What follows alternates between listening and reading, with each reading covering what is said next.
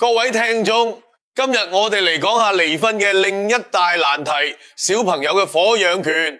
嗱，講到小朋友呢，大家都知係父母嘅心肝寶貝，但係離婚嘅時候呢，就變咗一場爭奪戰。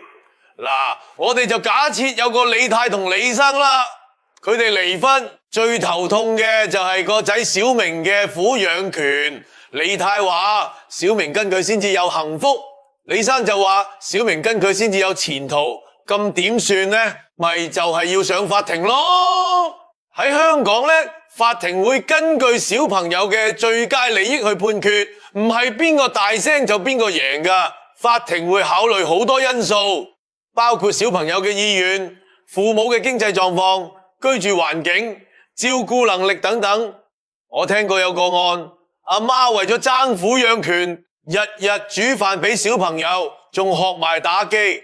阿爸就日日接送小朋友返學放學，仲參加埋家長日。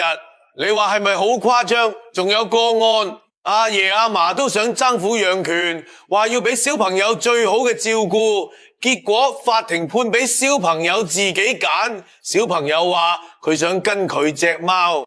上述案例當然唔係真實，係假嘅。你睇下爭撫養權真係乜嘢情況都有，但係法庭始終會以小朋友嘅福祉為優先考慮。嗱，各位聽眾，如果你哋遇到離婚嘅問題，記得要冷靜，唔好為咗爭一口氣而忽略咗小朋友嘅感受。記住，小朋友唔係戰利品，佢哋需要嘅係父母嘅愛同關懷。